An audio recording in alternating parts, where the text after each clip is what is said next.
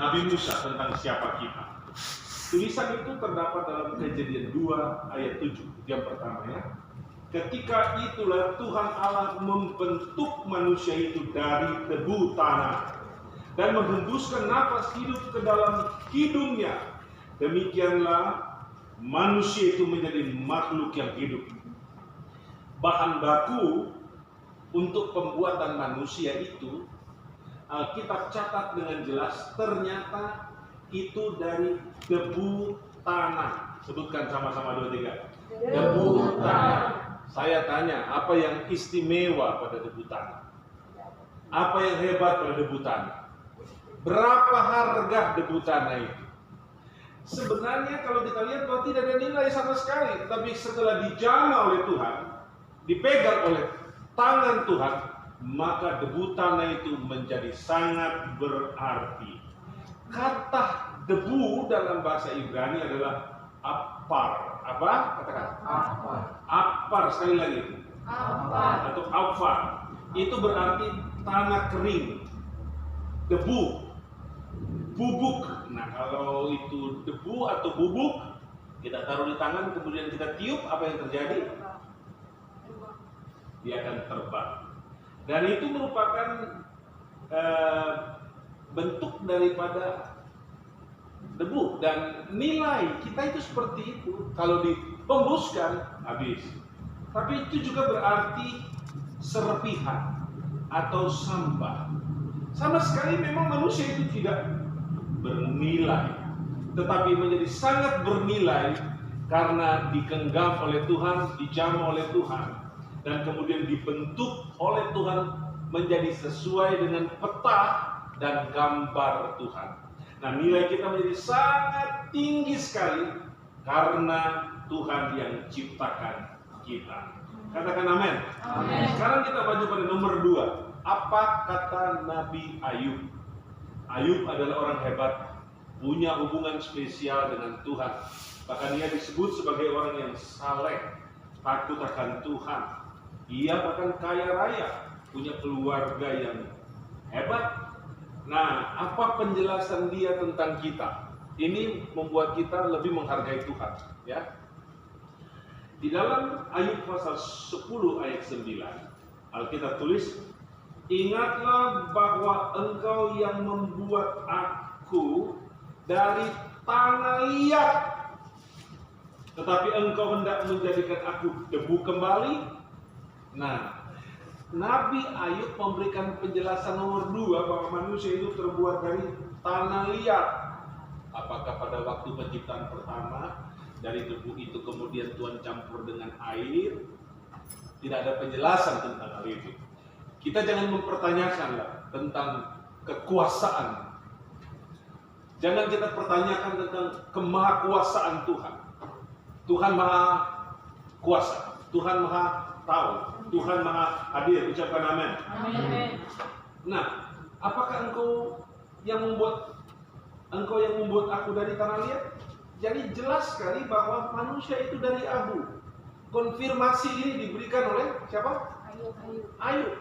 Ayub adalah penulis pertama dari buku-buku yang ada dalam Alkitab.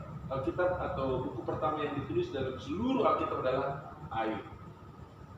Dia sudah menjelaskan. Tapi di sini ada pertanyaannya. Apakah engkau hendak menjadikan aku debu kembali?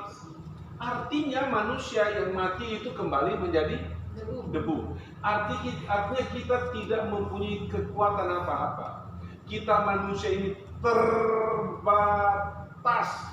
Tidak ada yang hebat, tidak ada yang jago, tidak ada yang luar biasa pada manusia. Hanya Tuhan yang maha hebat dan luar biasa. Kalau kita semua diperkenankan oleh Tuhan hidup, itu semata-mata karena kemurahan Tuhan. Masih tentang Ayub. Dalam ayat 15, maka binasalah bersama-sama segala yang hidup, dan kembalilah manusia kepada debu. Jadi memang kodratnya manusia itu dari debu, dan manusia itu kembali menjadi debu.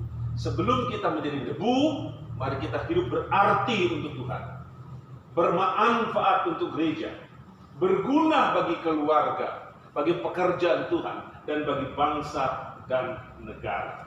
Sekarang nomor 3. Apa kata Raja Daud? Raja Daud adalah panglima perang yang hebat, raja yang sangat kuat.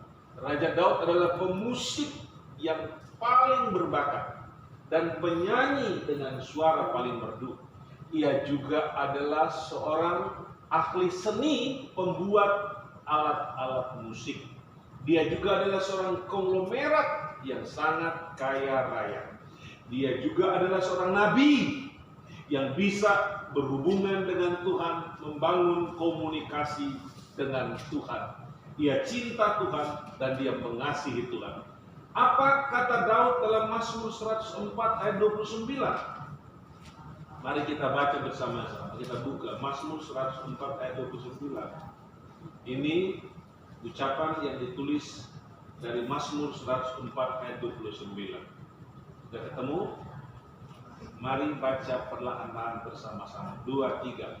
Apabila engkau menyembunyikan wajahmu, mereka terkejut. Apabila engkau mengambil roh mereka, mereka mati binasa dan kembali menjadi debu. Ini Daud yang hebat perkasa, pernah mengalahkan Goliat yang tingginya 3 meter lebih. Daud yang memenangkan 26 kali pertempuran yang sengit. Dia bilang apa? Kalau Tuhan menyembunyikan wajahnya, mereka terkejut. Dan apabila ia mengambil roh mereka, mereka mati binasa dan kembali menjadi apa? Nah, raja yang besar seperti Daud sudah jadi debu. Salomo yang cerdas pintar sudah jadi debu. Dan Rasul Petrus yang penuh mujizat sudah jadi debu. Rasul Paulus penginjil yang paling luar biasa sudah jadi debu. Orang-orang besar, orang-orang kaya, sudah banyak yang meninggal pergi mendahului kita dan mereka semua sudah jadi debu. Kita pun juga akan jadi debu. Sebelum kita jadi debu, mari kita menjadi pemuja Tuhan, pemuji Tuhan, penyembah Tuhan, dan suka melayani Tuhan. Semua kita katakan amin. Amin.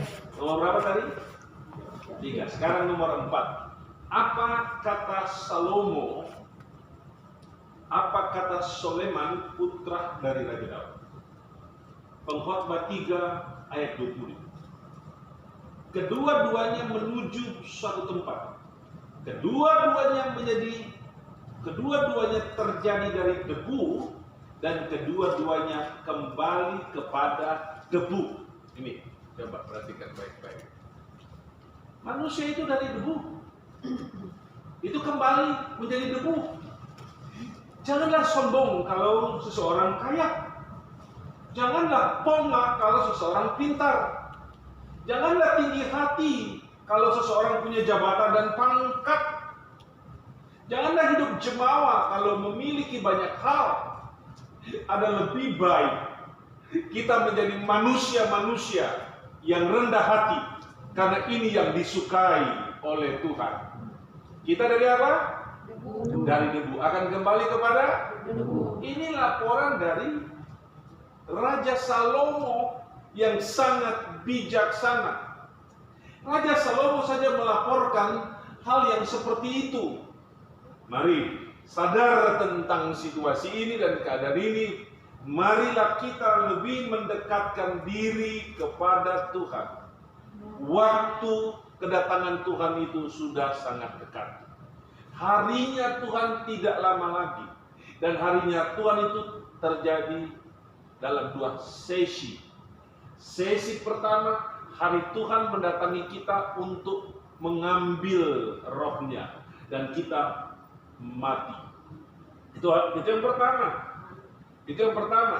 Dan kematian manusia itu tak disangka-sangka. Tidak ada alarm sebelumnya. Tidak ada pemberitahuan sebelumnya. Tidak ada sama sekali. Puji Tuhan. Maka kalau kita masih hidup, ya, Ishak berkarya, ya, bagi Tuhan. Domi lakukan pekerjaan Tuhan, ya. Ari, setia sama Tuhan, dan lain-lain semuanya ini. Orang-orang di pastori, mari kita tampil untuk menyenangkan hati Tuhan. Kedatangan Tuhan pada yang berikutnya, hari Tuhan yang berikutnya adalah kedatangannya pada kali yang kedua, menjemput semua orang-orang percaya, baik yang masih hidup maupun yang sudah mati. Itulah kedatangan Tuhan pada kali yang kedua, menjemput kita naik ke angkasa untuk jumpa dengan Tuhan. Katakan amin. Amin. Kemudian laporan masih dari Salomo, Pengkhotbah 12 ayat 7. Ayat ini sering dibaca oleh pelayan-pelayan Tuhan pada waktu acara penguburan di ladang pekuburan. Dan debu kembali menjadi tanah seperti semula, dan roh kembali kepada Allah yang mengaruniakannya. Haleluya. Manusia mati kembali menjadi debu, tapi ada investasi besar yang ada dalam diri manusia, hidup manusia, itu roh manusia atau nafas manusia. Itu adalah apa yang dihembuskan oleh Tuhan kepada Adam ketika Adam diciptakan. Nah, ketika manusia mati menjadi debu, maka roh yang Tuhan hembuskan itu akan kembali kepada sang pemiliknya. Tuhanlah pemilik dari roh itu dan nafas itu, dan itu yang kembali kepada Tuhan. Sekarang yang terakhir, nomor 5. Ini kata Paulus, Rasul Paulus, murid Tuhan secara tidak langsung. Dia ketemu dengan Tuhan dan dia bertobat menjadi anak Tuhan, menjadi hamba Tuhan, menjadi penginjil yang setia, guru yang luar biasa, dan rasul yang hebat. Nah, dan juga seorang nabi. Paulus di dalam 1 Korintus 15 ayat 47 berkata, manusia pertama berasal dari debu tanah dan bersifat jasmani. Manusia kedua berasal dari surga. Katakan amin. Manusia pertama itu adalah Adam. Itu yang dari debu. Itu yang diciptakan oleh Allah, yang mendapatkan hembusan nafas dari Tuhan. Itulah nenek moyang seluruh manusia di bawah kolong langit ini, termasuk saya dan istri, termasuk kita semua yang hadir di sini. Kita semua berasal dari debu tanah. Karena nenek moyang kita dari debu tanah. Tetapi manusia yang kedua atau Adam yang kedua bukan berasal dari bumi, bukan pula berasal dari tanah. Tapi manusia kedua yang dimaksud di sini adalah Tuhan Yesus. Tuhan Yesus bukan berasal dari bumi, tapi Tuhan Yesus berasal dari surga. Maka Tuhan Yesus ini bukan terbuat dari debu tanah, ya, bukan.